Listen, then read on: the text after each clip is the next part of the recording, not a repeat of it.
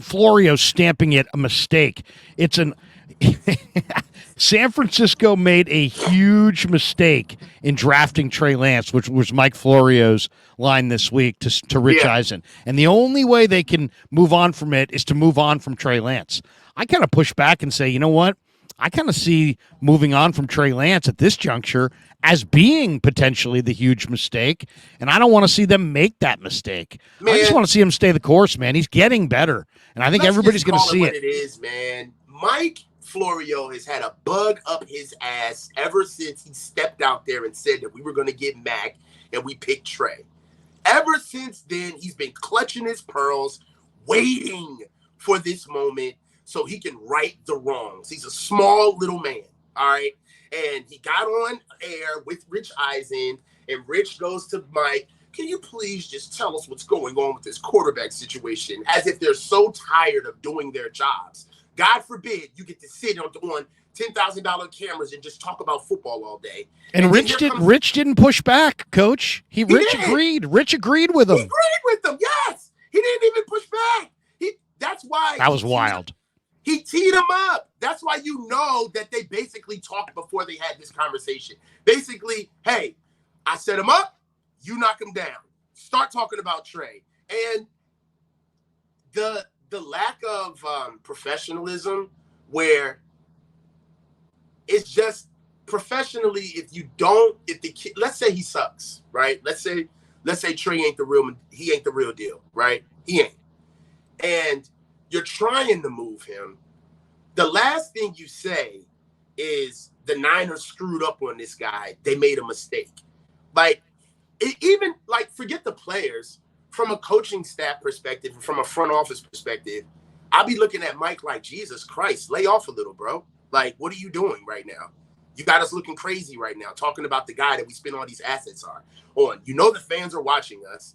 He ripped the fans and said, "Hey, Rich, they're not following it. They're not following it like we're following it. This is coming from a guy who hasn't watched 1 second of 49er training camp." Fuck out of here, Mike. Mike doesn't know what he's talking about, bro. And it's just it's clear. It's clear, bro. And it's like, you know what's crazy is it was embarrassing. I think that we kind of have like the perfect storm when it comes to national media. Because I really do feel like, as far as media, content creators, and fans, we're pretty much the tip of the spear when it comes to engagement and knowing about our team. So when you come in here talking about the Niners, you better have your shit together. And you better know what you're talking about. Because if you don't, there are a bevy of people that will come raining down on you to correct your ass. Right. So Mike didn't know what he was talking about. And Rich didn't even challenge him. He agreed. You teed him up. He gave him the platform. The guy said something controversial. I mean, heck, for the sake of the quality of Rich's show, how about a little pushback, Rich? Yeah, just credibility alone. How about, hey, Mike, you're saying that it was a huge mistake for the Niners to trade for this guy or to draft Trey Lance. Why don't we debate whether it's a huge mistake to move off of him?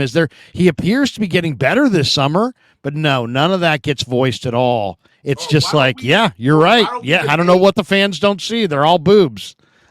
Come on. Why don't we debate how we've moved the goalposts so much on the quarterback situation as a fan base that all of us are expecting either Brock, Trey, or Sam to all play at one point during the season.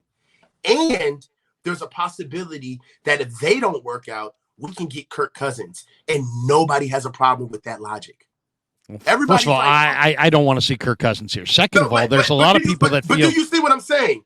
Do you see what I'm saying? Like, in any other NFL team, fans will be saying, why can't you keep a quarterback healthy for a full season? Why can't you? But for us, we're preparing for the bullshit. Man, Trey's going to get a chance to play. Brock's not going to make it the whole time. Hey, when Kyle gets tired of Trey, Sam will finally get his shot. They're treating us like boobs. Like we haven't been watching. Don't cut me off, Larry. I know what you're about to do. No, I was just going to add to your point and say that Florio, coach, some people believe that Florio, who's a Viking fan, is looking for the Vikings to have kind of an out on Kirk Cousins. And there's a lot of speculation that that's why he's talking down Trey, because he's somehow pushing this Kirk Cousins out of Minnesota narrative off on his side on something that he cares about. Supposedly that's his team. That's all I was going to add. Go ahead. You know just as well as I do that before these guys are journalists, before they're coaches, before they're players, they're human beings. They're no better than us. They all have their desires just like we do. And nobody is beyond scrutiny when it comes to making statements or doing things for self-serving purposes. So I don't put anything past Mike, but it's clear. I mean, he's kind of hurt himself, but it's clear how infuriated he's been with the 49ers brass by simply not being in the know. Like, Jesus Christ, man, grow up. It's not that deep. You didn't know what was going on and you were wrong. Let it go. Right. Like, I mean, he's so smug too. He's so smug. It's like, Bro. I know everything from my New York studio. Have I spent 1 minute at training camp? No. Is there Trey Lance is a 23-year-old quarterback prospect. Have I put my eyes on him once this spring? No. But I'm gonna announce on a massive platform on Roku on the Eisen show that there was a huge mistake and that 49er fans, it's our issue that we can't understand it's a huge mistake and he sees all and we're a bunch of idiots. And then Eisen's just agreeing with him like, yeah, I know, Mike. It's amazing. Yeah. And it's like, what it is? It's like this like Dockers and khakis perspective. As it's like the wine and cheese crowd of the NFL. The guys who get to sit in the fucking boxes. It's like, oh, can you please tell these fans that they need to pay attention? No, motherfucker, you pay attention. You don't know what you're talking about. Seriously. All right. So it's like, and I don't have any cut cards for people who do that because it's gatekeeping. You know what I mean? It's like you think that just because you want to chime in or weigh in on the situation that everything's supposed to halt. No, you're talking out of school. You don't know what's going on. Go do your homework and be a real journalist and get some context. Or how about, get on the bird. If you're going to have that strong of an opinion, get on the bird and go sit down and watch practice. NBC's got enough money. Fly your butt out here and go watch a game, man. Go check it out. Hey, Larry, it's wine season in the Hamptons, man. We can't be bothered. yeah, the Hamptons. We can't be bothered. We can't be bothered with real ball, Larry. We can't be bothered. I mean, it seems basic enough to me, though. It seems basic enough to me. It's like, if you're going to talk such big game that Niner fans don't know what they're watching, and you know all, and Rich is going to sit there and agree with you, well, guess what? And then they're like, what? Niner fans are so sensitive. They're sensitive because you guys are way out over your skis on this, and there's a little pushback because we're watching it and you're not. You're not, yeah. And that's why there's pushback. That's why people are like, hey, you know what? You guys don't really know what you're talking about. It's as simple as that. I mean, to me, I do not understand the Florio, just speaking in total, confidence that, and for those, well, by the way, we might as well do this because since we've been talking about it, there probably are people in the audience here who have not heard it. So let me do this. Let me play this for you. Let me play this just so people can hear this. Yeah, right? I think this is. Let's hear this, and then we can evaluate this for what it is. Here it is. Yeah, I'm going to share the screen right here. The great Kev Kruger tweeted this out. Kev, here we go. Here it is. I'm going to go back to the front. Here we go. I don't understand the sensitivity on the subject matter here, Mike. I don't get it either. I think part of it is there are plenty of people who use their voice on social media but don't otherwise use their eyes and ears to listen and hear what's being said and aren't following it as closely as you and I do, so they're stunned by the idea that Trey Lance would fall behind the guy who was seeing ghosts against the Patriots on Monday Night Football and the guy that we just assume is done because it failed for him in his first couple of starts, and look at everything they gave up to get Lance. There's a certain organizational pride that goes into seeing Lance thrive, and you don't want to admit that your team screwed up, but they did. And they balanced it out by getting Brock Purdy with the last pick in the draft the next year. Yeah. It's not like they're walking around saying, oh, woe is us, we made a horrible mistake with Trey Lance. But they did make a horrible mistake with Trey Lance, and that's okay. You can't wallow in it. You just move on. And I think the main reason he's still on the roster is, as a third overall pick, the slotted rookie contract, as veteran backup contracts go for quarterbacks, this is a pretty good deal to keep him around at that number. They know they need 3. They would trade him if someone blew them away. There you go. I mean, Right. okay, so let's go back through that just a second.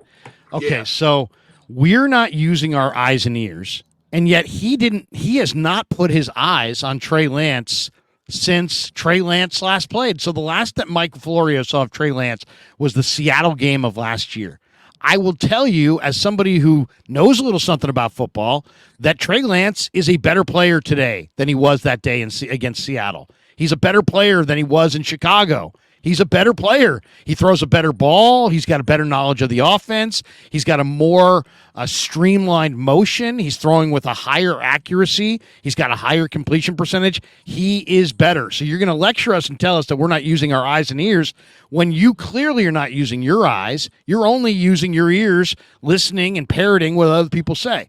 Then he goes on to say that our other issue is that we have that 49er fans have too much organizational pride, that we just cannot admit that Kyle and John may have made a mistake. You know, it's like that. I don't get that at all. And then as far as, you know, speaking in definitive terms, the 49ers screwed up with Trey Lance. They made a horrible mistake with Trey Lance. You're making that statement with the most raw quarterback that's come out in the first round in the last 40 years after 4 starts, and you're convinced that without a doubt that the Niners have made this colossal mistake. Let it breathe, brother. Let it breathe. I mean, to me, that is just way, way over aggressive, way presumptuous. I mean, come on, man. There's got to be more to it than that. So, I mean, to me, I think that and I retweeted that and said, to me, the horrible mistake would be if you gave Trey Lance away for nothing right now, because Trey Lance is clearly a 23-year-old, athletic, smart, strong-armed, great kid who's improving, wants to get better, and you're going to give him away at 23 because what? You redshirted him a year. He lost a year to injury. He played 1 year in college because of COVID. He's a unique prospect and should be treated in a unique manner because his development is not like many other quarterbacks we've seen. So it makes sense. If it made no sense that he was taking longer than other quarterbacks, then I get it. But there's plenty of reasons that are reasonable, logical, and honest that why he is taking longer to develop. And I think tomorrow on that football field, people are going to see a much different Trey Lance. That's just my prediction. And I think guys like Florio, who are like, you know, the Niners made a colossal mistake, they're going to be eating those words by Monday morning. But that's the horrible part about it, though, right, Larry?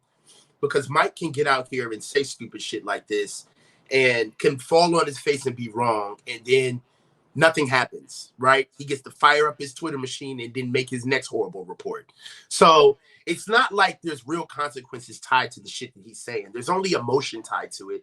And a lot of it is that he just wants to see it burn. He feels as though that we don't know what we're doing with our quarterback situation. We cooked the books, and now he's forcing our hand in the most vulnerable time. That's what happens. Your enemies don't come and get you at your strongest. They come and get you at your weakest. They come and get you when they think shit is shaky. So it just, the things that he was saying, how we screwed up on Trey Lance and we balanced it out with the 7th round pick, that doesn't even begin to make sense. How the fuck you go and get a 3rd overall pick, and then the contingency for saying that you messed up on that 3rd overall pick is going to pick the last quarterback in the goddamn draft in 2022? How was that a plan where we balanced it out? We're that good? We're that good that we can go from 3 to 256 and think we can make it happen with a comparable guy? He's talking out of his ass. He doesn't know what he's talking about. So talking about organizational pride, because the fans, we have too much organizational pride to admit that the coaching staff screwed up. Last time I checked, the Niners don't sign my paychecks. The pride is on the coaching staff. They're the ones holding the bag, not me. All right? They're the ones who don't want to admit that they screwed this up, if what Mike is saying is true, right? So what he's doing is gaslighting the fans. He's taking Totally. Go ahead. No, I think that's spot on. He's absolutely gaslighting the fans. Yeah, he's gaslighting us, and he's using incendiary comments to really rile us up, saying that we need to use our eyes and ears. Listen, a grade school teacher tells you to use your eyes and ears. I'm a grown-ass man. My mama ain't told me to use my eyes and ears in decades. I'm not going to let somebody tell me to use my eyes and ears. Who the fuck do you think you are? You know what I'm saying? So, Mike, he is a clown for what he did.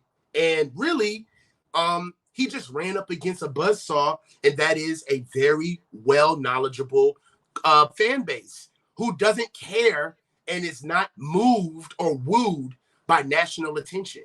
Because we're smart enough to understand that 99.9% of the time, when the national media reports on the Niners, they're already late.